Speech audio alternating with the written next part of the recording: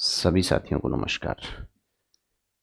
ये हालांकि कोई टॉपिक ऐसा नहीं है कि जिस पर लाइव आया जाए, लेकिन बहुत सारे साथी हैं। अब चूंकि कई राज्यों में एमपी के भी इंटरव्यू शुरू होने वाले हैं, उत्तराखंड के हैं, जम्मू कश्मीर के हैं, राजस्थान में हाल ही में रिजल्ट आया है और नई वैकेंसी भी आ गई है।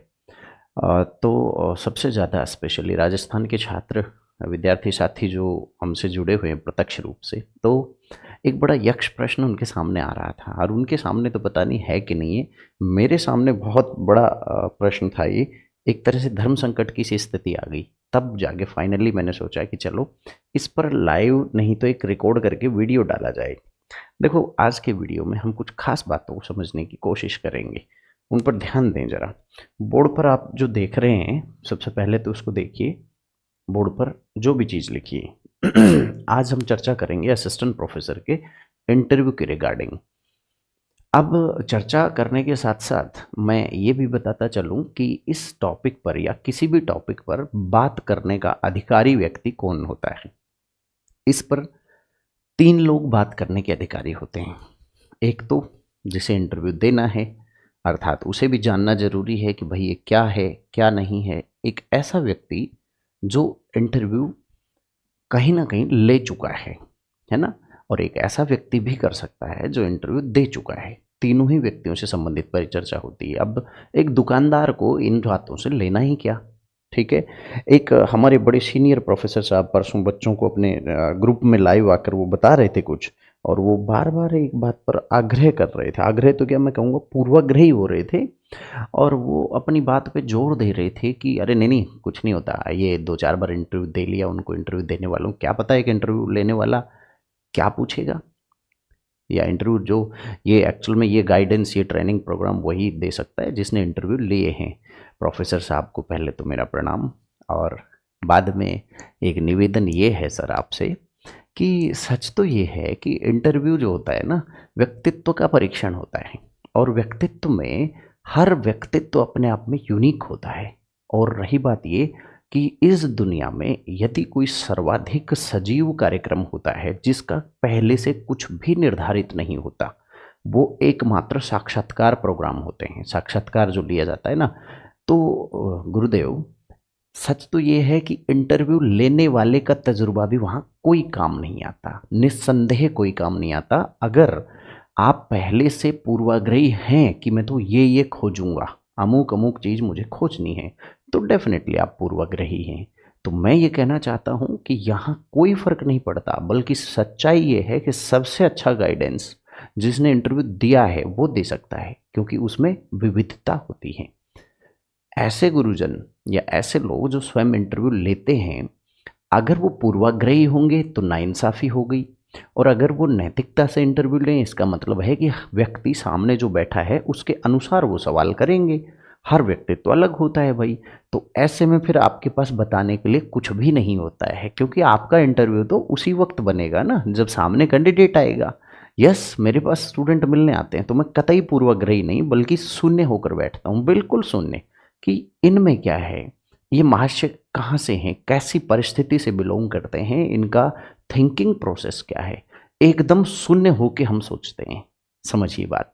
तो ऐसे में मैं ये कहना चाहता हूँ कि ये बड़े पद वालों को अपने पदों की गरिमा का ध्यान रखना चाहिए। कोई भी ऐसा ज्ञान ना दें किसी भी व्यक्ति को जो भटकाव की तरफ ले जाए। बहुत सरल प्रोसेस होता है, इसको इतना तकनीकी बना दिया है कि बस पूछो ही मत। मैं तो इससे बड़ा अपसेट हो गया हूँ।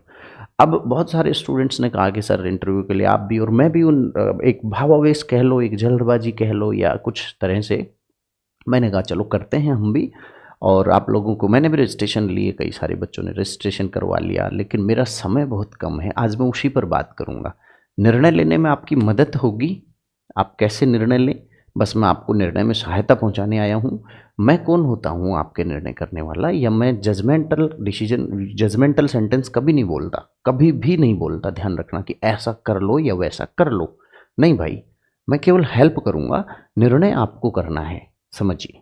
देखो, सबसे पहले इंटरव्यू को समझ लो।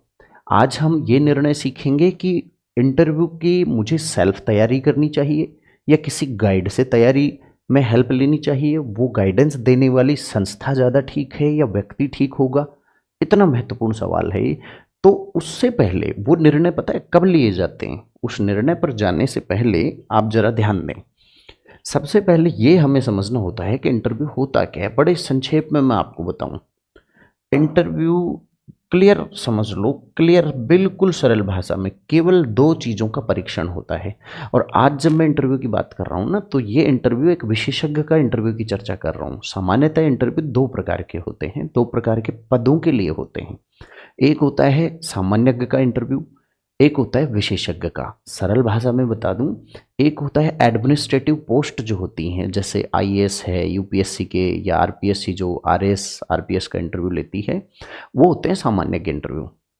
उनकी ज़रूरत क्या होती है? वहाँ एक प्रशासक को चूंकि निर्णय लेने हैं, डिटर्मिनेशन उसे देखना है, और उसे निर्णय के दरमियान वो जनता से रिलेट करते हैं उसके काम, तो उसे हमेशा तटस्थता, अनामिकता और कानून के साथ आगे बढ़ना है, साथ में अवेयर भी रहना है। और कई ऐसी परिस्थिति हो जाती हैं कि जहां अपने भाई बंधु भी आ गए और आम पब्लिक भी, तो अब आप किसको चुनोगे? आप निर्णय कैसे लोगे? तो वहाँ ओपिनियन बेस्ड क्वेश्चन बहुत ज़्यादा होते हैं। आप निर्णय, डिसीजन मेकिंग आपकी परखी जाती है, आपकी जो है इंटीग्रिटी परखी जाती है, बहुत सारी चीज़ परखी जाती है। विशेषज्ञ में क्या होता है? विशेषज्ञ में सर्वाधिक जोर होता है इंटीग्रिटी पर। यस, अब ये इंटीग्रिटी क्या है बात करूंगा, इसकी विस्तार से चलेंगे। पर और सरल मैं इस बात को करूं तो विशेषज्ञ का इंटरव्यू कुल मिला के दो चीज़ों का परीक्षण होता है, मात्र दो चीज़ों का परीक्षण। सबसे पहला और सर्वाधिक तो आपके जो भी सब्जेक्ट है ना, उस विषय की, उस विषय की मूलभूत समझ का, मूलभूत मूलभूत समझ से मेरा मतलब है, अभी बताता हूँ इसको। मूलभूत समझ ये क्लियर कर लो, आप डरना मत। कई बच्चे तो क्या है, नोट्स ले लिए जिस टीचर से पढ़े थे या जिस कोचिंग से, उनको रटने में लगे हुए हैं। कई सारे ये है कि सर सिलेबस लेके आओ, मैं तो गहन खो गया उसमें। अरे नहीं भाई, इतना पैनिक मत करो। मूलभूत समझ का मतलब है फंडामेंटल्स ऑफ योर सब्जेक्ट। आप हिंदी से हैं तो हिंदी की बेसिक फंडामेंटल आपको क्लियर होनी चाहिए। बेसिक फंडामेंटल क्या क्या हैं?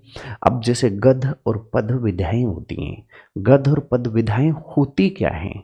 तो गद्य की जितनी श्रेणियां होती हैं, पद्य की जितनी श्रेणियां होती हैं, जितने वहाँ भाग विभाग होते हैं, प्रकार होते हैं, उन प्रकारों की मूलभूत समझ। अब मूलभूत समझ है तो उनके आपके राइटर्स का भी आपको थोड़ा थोड़ा पता होना चाहिए। फिर मूल अवधारणाओं पर भी, जैसे राजनीति विज्ञान की बात करें, राजनीति विज्ञान में आप अब रिटर्न में जो कर चुके वो कर चुके। यहाँ फैक्चुअल बिल्कुल नहीं होती है इंटरव्यू, गांठ बांध लो इस बात का। गलती से किसी ने फैक्चुअल क्वेश्चन पूछा भी हो, किसी सीनियर ने कभी बता दिया हो। अच्छा एक बात सुनिए जरा, आगे बढ़ने से पहले, यदि किसी ने आपको ये कहा या आपने लिस्ट बना रखी हो प्रश्नों की कि ये प्रश्न पूछे जा रहे हैं या ये पूछेंगे अक्सर, मैं हाथ जोड़कर निवेदन करता हूँ आपसे कि प्रश्नों को कभी नहीं रटें। प्रश्नों पर मैं तो कहता हूँ ध्यान ही ना दें, क्योंकि वो प्रश्न उस व्यक्ति के लिए थे, आपके लिए नहीं, अमुक व्यक्ति के लिए थे। पूरा का पूरा इंटरव्यू लेने वाला डिसाइड करता ही नहीं है।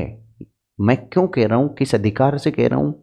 पहला तो मैंने भी इंटरव्यू दिए हैं, ठीक है। दूसरा ये है कि उन साथियों, उन व्यक्तियों, उन विद्वानों के साथ उठता बैठता बहुत लंबा अनुभव हो गया, उनसे सीखते हुए, उनके चरणों में बैठकर सीखता हूँ कि असल में वो चाहते क्या हैं। एक व्यक्ति, अब यहाँ देखो, मेरी बात की तुलना आप उस व्यक्ति से करो जो स्वयं कभी इंटरव्यू लेने गया है या ले रहा है। मुझे उससे ज़्यादा पता होगा। पता है क्यों? क्योंकि वो अपने ज्ञान में बंध गया, वो अपनी परिधि में बंध गया कि मैं ऐसा करता हूँ, मैं वैसा करता हूँ। उसका जो है ना, वो वस्तुनिष्ठता की तरफ बढ़ गया। और मैंने इससे भी सुना, उसका भी सुना, उसका भी सुना, उसका भी सुना, 10-20 लोगों का, और मैं उसके सब्सटेंस पर पहुंचा। तो मुझे ऐसा लगता है कि यहाँ अनुभवी व्यक्ति के पास, जिसने सबसे सीख कर आपको बता रहा है, बताने के लिए आपके पास ज़्यादा है ना। वहाँ फिर क्या है, वो लोग अप्रोच के गुलाम भी होते हैं। उनकी अपनी जो उपागम है, उनकी सोच है, उनका दृष्टिकोण है या उनकी विचारधारा है, तो वो उसके गुलाम हो जाते हैं थोड़ा सा। तो यहाँ भी थोड़ा खुलापन मुझे देखने को नहीं मिलता। चलो वापस आता हूँ। विषय की मूलभूत समझ, जैसे राजनीति विज्ञान का उदाहरण लो। मेरा जब मैं पढ़ाता हूँ तो हमेशा एक आग्रह है, जो मेरा विद्यार्थी है वो तो जानता है, कि देखो व्यावसायिक दुनिया में हम आ गए हैं तो व्यवसाय की अपनी मजबूरियां होती हैं और ज़रूरत भी होती है कि आपको आपने कोर्स खरीदा है तो भाई जब तक उसमें से सवाल हिट नहीं करेंगे, परीक्षा क्लियर नहीं होगी तो क्या मतलब ऐसे ज्ञान का। ये एक अलग चीज़ है, अलग दुनिया है, ध्यान से समझना। फिर भी मैं जैसे फर्स्ट ग्रेड का कोर्स है अभी चल रहा है, रिकॉर्डिंग भी चल रही है उसकी, प्रोफेसर वाला भी है, तो आप यकीन करना पहला टॉपिक जो होता है परिचय का, परिचय के टॉपिक पे 8 वीडियो शूट हुए, 8 लेक्चर मैंने बनाए। 8 किस पर? कि पॉलिटी होती क्या है, पॉलिटी 1, पॉलिटी 2, पॉलिटी 3, ऐसे 7 से 8 लेक्चर बन गए उस पर। उस पूरे में ये समझाने की कोशिश करी है शुरुआत से कि भाई राजनीति है क्या, राजनीति क्या है, राजनीतिक क्या है, यानी पॉलिटी क्या है, पॉलिटिकल क्या है, वास्तव में पॉलिटी ही पॉलिटिकल है या कुछ अलग है। तो राजनीति किन प्रक्रियाओं को कहते हैं, क्या ये सिद्धांत है, तो सिद्धांत है तो कितना है।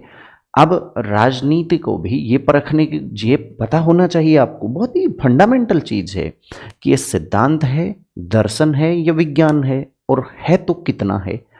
तो वो समझ भी होनी चाहिए कौन सी बात इसे विज्ञान बनाती है, कौन सी इसे दर्शन बनाती है। ये कोई बहुत बड़ा ज्ञान थोड़ी है। अब सुनना जरा, उदाहरण क्यों दे रहा हूँ। आपको उपागम भी पता होना चाहिए कि उपागम क्या होते हैं, अप्रोचेज क्या होती हैं, फिर अवधारणा में और उपागम में क्या अंतर है, ये फंडामेंटल चीज़ें हैं। अच्छा, ऐसे प्रश्न यदि कोई इंटरव्यू वाला करता है, जैसे एक बार मैं किसी आरएस के मोक में बैठा था तो हिंदी का विद्यार्थी सामने आया देने, तो मैंने हिंदी से ही पूछ लिया उससे कि भाई बताओ भाषा और बोली में क्या अंतर होता है। कितना सामान्य सा सवाल है ना। तो अब यहाँ भटकना मत, मैं क्रमबद्धता से बताऊंगा, पर वो भाषा और बोली के अंतर को नहीं बता पाया। तो ऐसे प्रश्न जो मूलभूत अवधारणा से जुड़े होते हैं, विषय की मूलभूत समझ, उन पर आप गलत जवाब देते हो तो डेफिनेटली अगले का मूड खराब होगा कि यार क्या न्याय करेगा ये विषय के साथ, जब इसे बेसिक्स नहीं पता। बेटा बेसिक्स ही पूछा जाता है, बहुत ज़्यादा नहीं पूछा जाता। अब आपका दिमाग ये पूछ रहा होगा क्वेश्चन, मुझे पता है क्वेश्चन भी खड़ा हो गया दिमाग में कि सर कैसे सवाल पूछते हैं, गलती मत करो। फिर गलती कर रहे हो।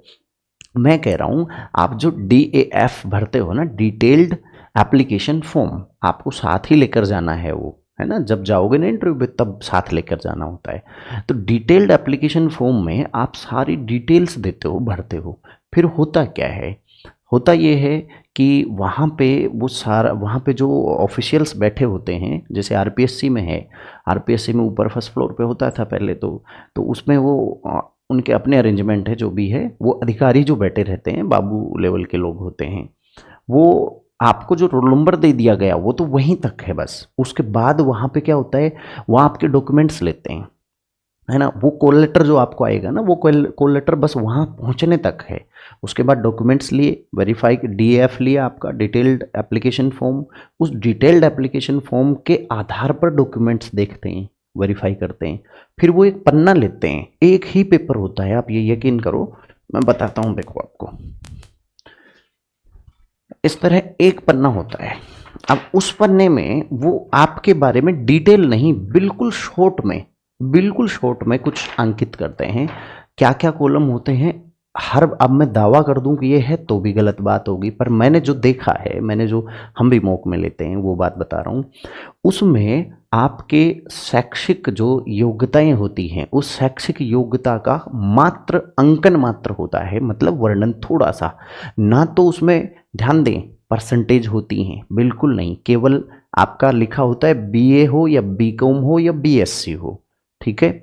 उसके बाद आपका जो है मास्टर डिग्री होती है, उसमें केवल आपकी श्रेणी जरूर होती है, प्रथम है, द्वितीय है या केवल पास हैं। श्रेणी, सिर्फ श्रेणी होती है, नंबर वंबर बिल्कुल नहीं होता, कभी भी न था पहले, ना आज है, और कोई संभावना भी नहीं है। क्योंकि अगर नंबर मेंशन करने लग गए ना तो इंटरव्यू लेने वाला पूर्वाग्रही हो जाता है पहले से ही। तो वो उसको देखा गया कि यार ये गलत बिंदु होगा, तो उसको हटा के रखते हैं। तो स्थानीय योग्यताएं भी नहीं होती, कोई ऐसी सूचना, आपका आपका नाम तक नहीं होता। हाँ, अब एक अचंभे की बात बताता हूँ। एक बहुत सीनियर प्रोफेसर जो, जिनकी किताब भी काफ़ी चल रही है आजकल, बहुत ही वरिष्ठ प्रोफेसर, मेरी बातचीत चल रही है, हम बैठे हुए ऐसे ही, तो वहाँ उन्होंने कहा कि हाँ नाम होता है ऐसे ऐसे। मैं इतना अपसेट हो गया, अंदर ही अंदर मैं ही सोच रहा कि यार गुरुजी क्या इंटरव्यू का गाइडेंस देंगे, मेरी समझ में नहीं आ रहा। ये इनको ये नहीं, अपडेट नहीं है ये, मैं ये नहीं कह रहा उन्हें पता नहीं है, मैं कह रहा हूँ अपडेट नहीं है कि नाम होता है, नाम नहीं होता है। आप लोग ध्यान से समझिए, क्योंकि उससे पूर्वाग्रह आ जाता है इंटरव्यू लेने वाले में। तो ऐसी कोई चीज़ किसी बहकावे में मत आना, है ना, कोई भी किसी के में भी। चलो, मूलभूत समझ अब कहाँ से लें? पॉलिटिकल का तो मुझे व्यक्तिगत संपर्क करके आप पूछ सकते हैं। मैं इस वीडियो में क्या क्या चर्चा करूं, छोटी सी बनाना चाहता हूं। एक तो ये है, दूसरा बिंदु आता है कि आपका व्यक्तित्व, आपका व्यक्तित्व, कि व्यक्तित्व कैसा है, ये वो देखते हैं। अब प्रश्न ये बहुत बड़ा है, इसे हर व्यक्ति ने, जिसने जैसा देखा उसने वैसा डिफाइन किया। लेकिन मुझे आपके व्यक्तित्व का, मुझे अपनी बेटी की शादी तो आपसे करनी नहीं है, समझिए जरा इस बात को। मुझे आप में क्या एक फाइटर देखना है क्या? नहीं देखना। मुझे आप में क्या देखना है? मुझे आप में एक शिक्षक देखना है। क्या देखना है? शिक्षक। बड़ा ही सरल है ये, टफ नहीं है। आप बनावटी मत बनना, आप किसी की कॉपी मत करना, कभी भी नहीं। मुझे, अगर आपको मैं क्रिकेटर के तौर पे इंटरव्यू ले रहा हूँ तो मुझे क्रिकेटर देखना है। अब मैं प्रोफेसर देख रहा हूँ, तो एक प्रोफेसर की ज़रूरत क्या होंगी, वही आपकी ज़रूरत होंगी। बड़ा सरल है, बहुत ही सरल है। एक बात बताओ यार, आप खुद से सोचो, आप कैसे शिक्षक को आज तक याद करते हो? जो ईमानदार हो, यस और नो, किसी एक विद्यार्थी का पक्ष ना लेता हो, यस या नो में जवाब देना। मेरी बात को अपने जेहन में एक एक सवाल को घुसाओ। ऐसे ही गुरुजी को पसंद करते हो ना, जो पूरी तरह से निरपेक्ष रहता हो, किसी के एक के प्रति रुझान नहीं हो, है ना? ऐसे को पसंद करते हो ना, जिसकी आइडियल हो सारी बातें, जिसको हम फॉलो करना चाहें। जैसे वो बोर्ड पर भी यदि लिखता है तो बोर्ड पर उसकी कही गई बात, एक एक बात हम कॉपी कर दें तो उसके वर्तनी भी अशुद्ध नहीं हो। वो आदमी ऐसा हो कि उसकी बातें, वो कहने को जो भी कहने आता है दिल तक बैठ जाती हैं। इतना, इसका मतलब स्पष्ट वक्ता हो, इसका मतलब जो कहना चाह रहा है वो आप तक पहुंचा पा रहा है सरलता से, बड़े सरल शब्दों में। क्योंकि सबसे अच्छा संप्रेषण कौन सा होता है, आप मुझसे पूछ के देखो तो मैं ये कहूँगा, सबसे अच्छा संप्रेषण वो नहीं जिसमें मैं कहूँ, hey guys, are you getting me properly और not, I can speak fluently in English language. अरे भाई, सामने तो देसी बच्चे बैठे हैं, मैं अंग्रेजी बोल रहा हूँ। ये इरेलेवेंट बात है, इसे अच्छा संप्रेषण नहीं कहेंगे। अच्छा संप्रेषण वही होगा जिसमें सामने जो बैठा है उसके लेवल के हिसाब से हम उससे बात करें, उतनी ही सरल बातों के हिसाब से उससे बात करें। तो यहाँ मामला ये नहीं है कि वो आपके ज्ञान की गहराइयों को परख रहा है, नहीं, वो आपकी संप्रेषण बच्चे तक आप कर पा रहे हो कि नहीं कर पा रहे हो, उसको परख रहा है। तो आपके व्यक्तित्व में एक ऐसा व्यक्तित्व बैठा है जिसे सारे जवाब आते हैं, और एक ऐसा कि सुन लिया गया और उसने सारे जवाब दिए, मैंने गलत बता दिया। तो यहाँ सही गलत का खेल है ही नहीं। यहाँ एक ऐसा व्यक्तित्व है जो ये कहेगा, सुनेगा प्रश्न, नहीं समझ में आया तो फिर दोबारा कहेगा माफ़ करना सर, क्योंकि विनम्रता है, माफ़ करना सर मैं समझ नहीं पाया, एक बार फिर से बताएंगे। फिर दोबारा पूछा। फिर मेरे साथ हुआ, मैंने एक इंटरव्यू में एक ही सवाल को 4 बार रिपीट किया और एक बार भी इंटरव्यू पैनल को गुस्सा नहीं आया, बड़ा प्यार से उन्होंने मुझे चारों बार बताया। और फिर, और मेरे बहुत अच्छे मार्क्स थे उस इंटरव्यू में, बहुत ही अच्छे। एक ऐसा व्यक्ति है जिसे नहीं समझ आ रहा, लास्ट में ये कह रहा है, तो माफ़ करना सर मैं इसे समझ नहीं पाया, या I am not getting it properly, जो भी भाषा है आपकी, कि सर मुझे समझ नहीं आया, मैं इसको कॉल नहीं कर पा रहा हूँ, सच में मैं समझ नहीं पा रहा हूँ। तो बनावटी नहीं, एक ऐसे अध्यापक की इज्जत आप करते हैं जिसमें आप बनावटीपन नहीं हो, है कि नहीं है? हाँ, लेकिन आप बैकफुट पर ऐसे प्रश्नों पर नहीं जा सकते जो मूलभूत अवधारणा से जुड़े हुए हैं। ऐसा करोगे तो उनका दिमाग खराब होगा कि यार इसको बेसिक्स पूछ रहे हैं, उस पर ही ये वापस आ रहा है। फिर तो वो यही कहेगा भाई तू और ही धंधा कर ले जाके, तू टीचर मत बन, है कि नहीं है? एक क्या है, एक अच्छा शिक्षक कौन होता है? एक अच्छा शिक्षक जिसका बोर्ड प्लेइंग भी ठीक हो, जिसका संप्रेषण कौशल ठीक हो, और जो ईमानदार हो, जिसमें कहने का मतलब इंटीग्रिटी हो। इंटीग्रिटी क्या होता है इसको समझना। सत्यनिष्ठा उसे कहते हैं जहाँ सिद्धांत और व्यवहार में अंतर नहीं हो। सैद्धांतिक तौर पर आप एक विषय के विशेषज्ञ हो, आज उनके सामने सैद्धांतिक तौर पर एक विषय के विशेषज्ञ हो, तो आपको विषय की समझ होनी चाहिए। अगर विषय की समझ नहीं है ना, और फिर आप वहाँ पहुँच गए तो भी माफ़ी नहीं है। It means you are not you haven't any integrity. एक बात, दूसरा पहलू ये भी है कि जो आप बोल रहे हैं, जो आप उन्हें बता रहे हैं, वो उन्हें समझा भी पा रहे हैं। यहाँ भी दोहरापन नहीं होना चाहिए। इंटीग्रिटी बहुत ही सत्यनिष्ठा से, जो अंदर है वही बाहर है। इसी का तीसरा पहलू है, अगर आप इंटीग्रिटी वाले हैं तो इसका ये भी मतलब निकलता है कि आप बोर्ड को मूर्ख बनाने की कोशिश नहीं करेंगे, कभी कभी नहीं करेंगे, क्योंकि आपको अंदर से पता है कि मुझे नहीं पता। तो so don't try to manipulate. उसको मैनिपुलेट करने की कोशिश मत करो लिपापोती करके कि ये उलझे हुए व्यक्ति की पहचान होती है। उलझा हुआ व्यक्ति क्या करता है, एक झूठ बोल देता है तो 10 झूठ उसको बनाने के लिए और बोलता चला जाता है। तो फिर क्या करना है, अरे झूठा मत बनो, बनावटी मत बनो यार। बिल्कुल इंटीग्रल नेचर रखो अपना, इंटीग्रिटी होनी चाहिए, सत्यनिष्ठ। तो आप उसे बनाने की कोशिश नहीं करोगे। अब मेरी ये बात सुनते ही आप सोचोगे कि मुझे बड़ा ईमानदार रहना है, गुरुजी ये कहना चाह रहे हैं कि मुझे ईमानदार रहना है, और नहीं आ रहा तो विनम्रता से मना कर देनी। पुनः ध्यान रखना, आपसे उम्मीद किस प्रश्न पर सॉरी बोलने की गई है, जो अतिरिक्त सवाल है, फंडामेंटल समझ से रिलेटेड अगर प्रश्न है उन पर सॉरी बोलते हो। जैसे पूछ लिया कि बताओ न्याय और समानता कैसे एक दूसरे की पूरक हैं, और इस प्रश्न पर आप कह दो सॉरी सर, माफ़ करना सर मुझे नहीं पता, तो भाई माफ़ी नहीं मिलेगी, उससे आपका कद घटेगा। वो सोचेंगे कि यार मूलभूत समझ नहीं पता पॉलिटिकल साइंस की, तो दिक्कत हो जाएगी ना। तो मूलभूत जो विषय, जैसे हिंदी वाला ये कहे माफ़ करना सर मुझे भाषा और बोली का अंतर नहीं पता है, तो ये तो गलत बात है कि आप इतना नहीं जानते कि इनका मूलभूत अंतर होता है इनका व्याकरण। एक बोली को भाषा बनने के लिए एक व्याकरण की और वैज्ञानिक पद्धतियों की ज़रूरत होती है। बोली में इन चीज़ों की आवश्यकता नहीं है। तो मूलभूत समझ की अगर कमी है तो सॉरी नहीं बोल सकते। एक शिक्षक से और क्या उम्मीद की जाती है, एक शिक्षक से उम्मीद की जाती है कि वो हर अपनी बात में ऐसा व्यवहार दर्शाए कि जिसे लोग फॉलो कर सके। बस इतनी सी बात, बस यस यही आपका इंटरव्यू है, 10 टॉप इंटरव्यू जिसे कहते हैं ना। तो यदि आप इसके मर्म को समझ गए और इसके मर्म को समझ गए, समझ लो you will be the next topper, आप बनोगे ही बनोगे। अब देखो इन्हीं बातों में मेरा जवाब छुपा हुआ है आपके सवाल का, कि क्या मैं आपको एक दिन में मूलभूत समझ या 2 घंटे की क्लास में मूलभूत समझ दे सकता हूं? हाँ या ना में जवाब दो। नहीं दे सकता ना। जिसके बेसिक्स और फंडामेंटल क्लियर नहीं है, दुनिया की कोई कोचिंग, समझना। अब अगले प्रश्न पर आता हूं, स्वयं को जानो। अब स्वयं को जानो भाई, स्वयं 2 तरीके के हो सकते हैं। एक तो ऐसा व्यक्ति कि जिसको आता है, फंडामेंटल क्लियर है, बाकी सारी चीज क्लियर है। एक ऐसा है जिसे नहीं आता। तो फिर आपको क्या जरूरत है, आपको आता है, फंडामेंटल क्लियर है, व्यक्तित्व वाइज भी आप बस केवल और केवल अभ्यास के लिए जा रहे हैं। केवल सर मेरे फंडामेंटल क्लियर है, अब मुझे मेरी हेजिटेशन दूर करनी है। तो इनका इनका क्या आया प्रश्न कि केवल झिझक दूर करनी है ना, झिझक और अभ्यास निकल के आ गया। खुद की जरूरत, आप खुद पहचानना सीखो। अब आप में से कुछ बच्चे ऐसे हैं जिनके फंडामेंटल ही क्लियर नहीं है, तो क्या आप 3 दिन की कोचिंग में सीख जाओगे फंडामेंटल?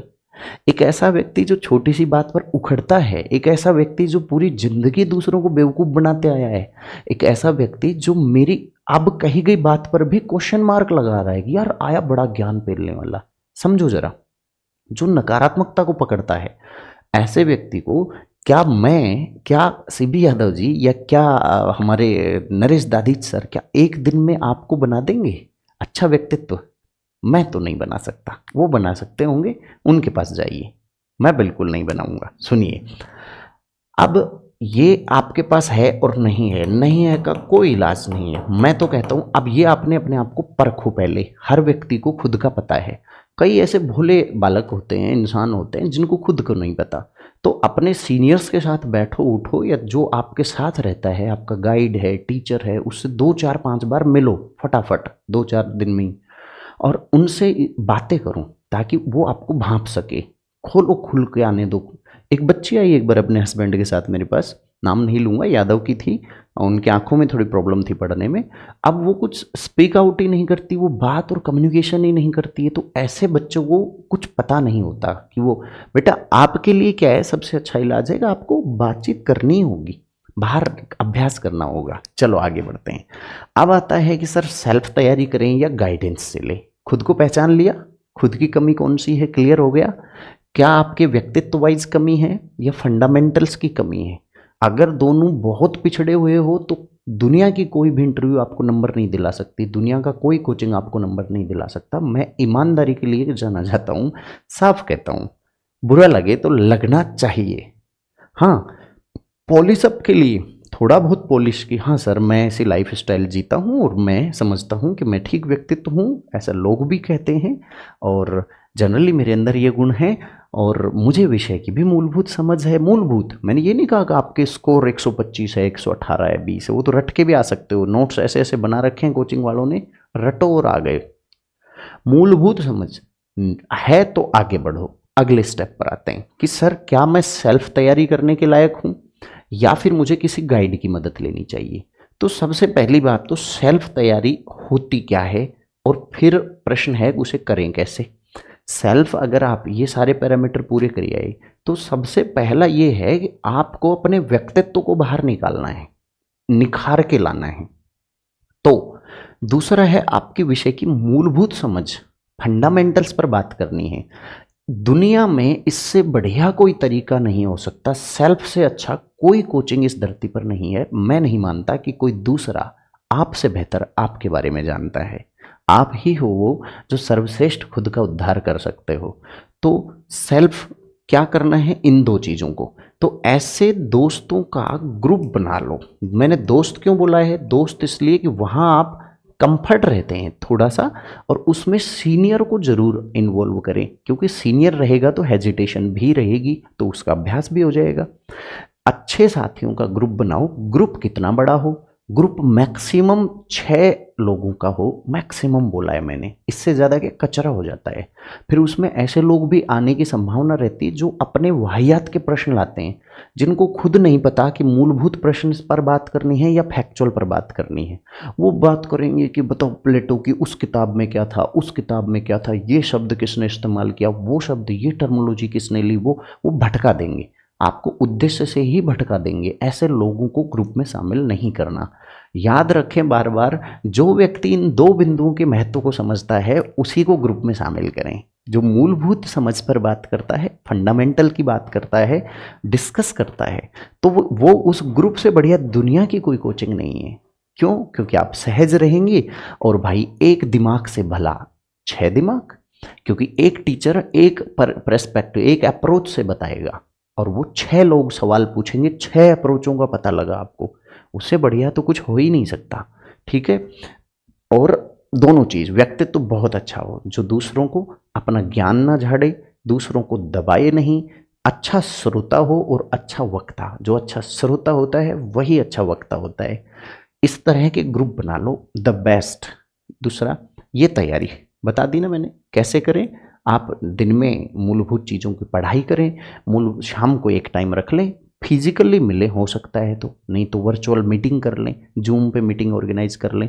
आप अपना आपस की बातचीत का 1 घंटे का कम से कम सत्र रोज रखें, और फिर जब उससे दिशा मिल जाती है कि मुझे ये नहीं आता, उस पोर्शन में ये कमियां हैं, तो फिर आप उसकी दिन में उन चीज़ों को देखते रहें। ऐसे आपको तैयारी को आगे बढ़ाना है। अब इसमें और क्या है, अब किस किस दिशा में जाएं, यार दिशा क्लियर है ना।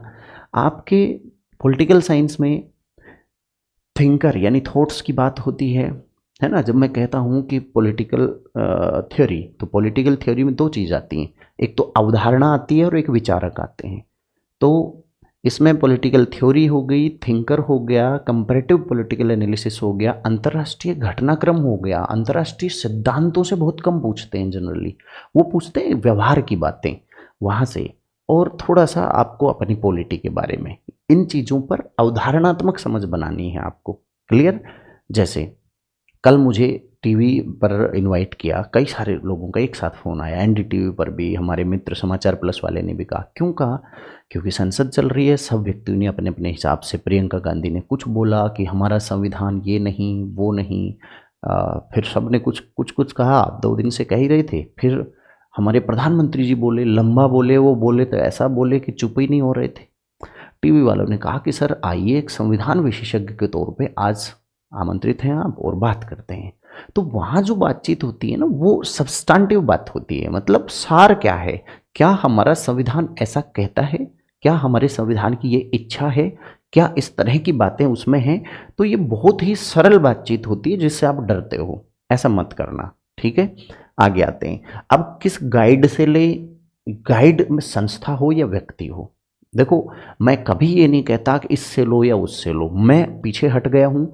मैंने कहा था कि मैं आपको गाइड करूँगा, लेकिन अब मेरी मजबूरी ये है कि मैं इसको ना व्यवसाय नहीं बनाना चाहता। मेरी आत्मा ही उसमें कंफर्ट फील नहीं करती कि मैं आपसे फीस लूँ।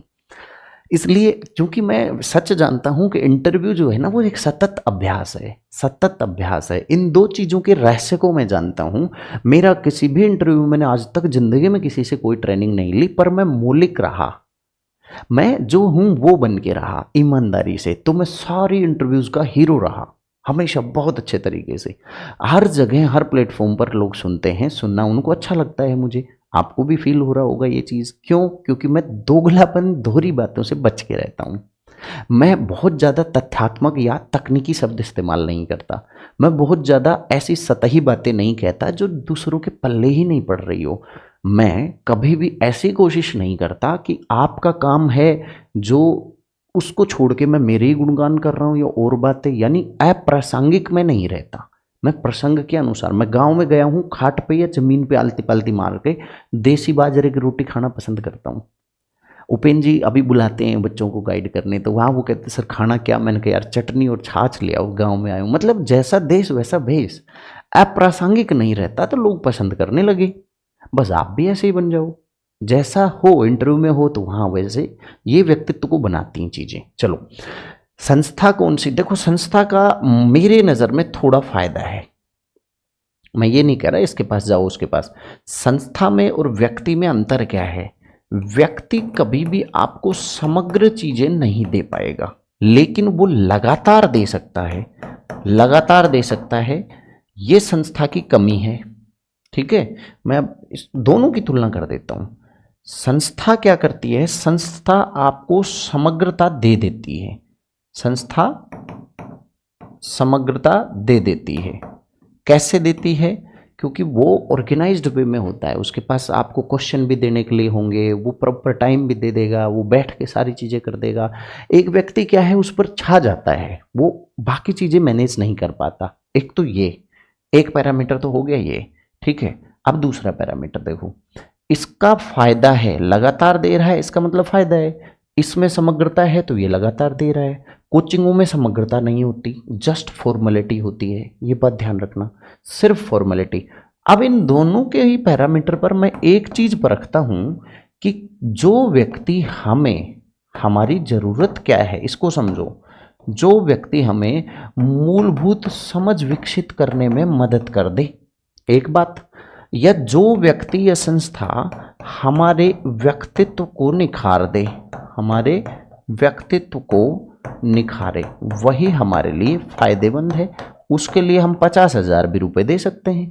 अब यार, ना तो मुझे संस्था इस पैरामीटर पर खरी निकल रही, मूलभूत समझ 1 दिन में, वो 2 दिन में, 3 दिन में, 4 दिन में कैसे बना देंगी मुझे बताओ। कोई एक व्यक्ति अकेला आपके व्यक्तित्व का समग्र परीक्षण, थोड़ा मुझे डाउट होता है। तो अब आप स्वयं निर्णय ले सकते हैं, मैंने सारे तथ्य आपके सामने रख दिए हैं। मैं पूर्वाग्रही हूं एक मामले में, मैं इस मामले में पूर्वाग्रही हूं कि मूलभूत समझ और व्यक्तित्व को जो निखारने में आपकी मदद करे, उसी को अपना गाइड चुन लेना, बस ये कहता हूँ। फिर ना किसी संस्था के पास जाने की ज़रूरत, ना किसी कोई बहुत बड़े बॉन्ड के पास जाने की। बड़ा नाम, बड़ा बॉन्ड हमेशा एक नुकसान देता है कि वो बड़ा ही एरोगेंट होता है, वो बड़ा दूसरों को कुछ नहीं समझता, और वो हमेशा नहीं नहीं, अरे नहीं मैंने बोल दिया ना ये, अरे नहीं ऐसा होता है, तो ये उसकी बड़ी भारी कमी होती है। और संस्थाएं क्या करती हैं? संस्थाएं आपको लगातार मूलभूत समझ को नहीं बना सकती। वो बेचारे व्यक्तित्व निखार पर तो प्रवचन दे देंगे, अच्छे अच्छे अध्यापकों को बुला के आपको बता देंगे, बट ये तो एक प्रक्रिया है ना, ये तो एक सतत प्रक्रिया है। चलो, अब मैं अंतिम बात अपनी कहता हूँ, और अंतिम बात यही थी संस्थाओं की और व्यक्ति की, कि इंटरव्यू में जब जाओ ना, जितना भी सीखो, जैसा भी सीखो, व्यक्ति आखिर व्यक्ति होता है, इस बात को ध्यान देना। सामने बैठेंगे सीनियर प्रोफेसर, और ये आप गुरुजनों से मैं कहने से पहले माफ़ी मांगता हूँ, पर कड़वी सच है कि एक प्रोफेसर हमेशा एरोगेंट होता है, उसमें अहंकार होता है। क्यों होता है अहंकार? क्योंकि उसको ऐसा लगता है, एक इंटेलेक्चुअल को हमेशा ऐसा लगता है कि वो बहुत कुछ जानता है, वो बहुत कुछ जानता है। तो वो कभी भी आपके तर्क को या आपकी बहस को पसंद नहीं करता है, वो हमेशा झुकने वाले व्यक्ति को पसंद करता है। ये गांठ बांध लो मेरी बात की। अरे व्यक्ति तो व्यक्ति है भाई, उसकी व्यक्ति की कमियां हैं।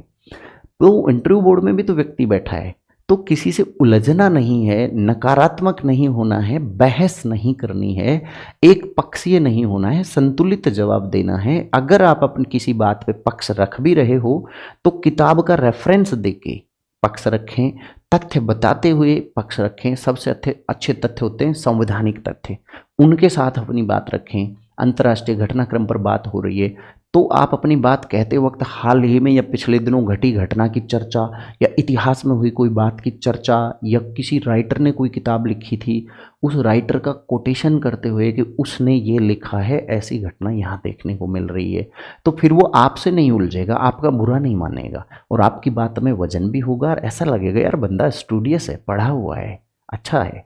तो आप समझ गए, ऐसा इंटरव्यू निश्चित रूप से, यानी बोर्ड को इरिटेट बिल्कुल मत करना, बिल्कुल इरिटेट नहीं करना, यही इंटरव्यू होता है। और इंटरव्यू होता ही क्या है? अब इस प्रक्रिया में जिस बच्चे को लगता है कि मुझसे उसे हेल्प मिल सकती है, जयपुर में व्यक्तिगत आके मेरे घर पे मिल सकते हैं टाइम लेकर, मैं इतनी ही आपकी हेल्प कर पाऊंगा। मैं आपको जो भी आज आपने देखा इन सब बातों के साथ आगे बढ़ता हूँ। कोई फीस, यार फीस लेकर मैं माफ़ी चाहूँगा, मैं नहीं, जिनको लिया है ना मैं वापस कर रहा हूँ, क्योंकि वहाँ बंध जाते हैं, मेरे बहुत दायित्व हैं, वो भी निभाने हैं। फिर मेरा कोर्स रिकॉर्ड हो रहा है, वो रह जाएगा तो वो फर्स्ट ग्रेड वाले पीटेंगे मुझे, है ना, बड़ी शिकायत करेंगे। कॉलेज प्रोफेसर वाले भी, गुरुजी रिटर्न तो आप नहीं करवा रहे, इंटरव्यू में उलझे पड़े हो, मेरे को ये नहीं करना है। ऑल राइट, सभी को ऑल द बेस्ट। जो समझ, उम्मीद करता हूँ बहुत सारी बातें समझ में आई होंगी, क्लियर समझ लो आप, है ना।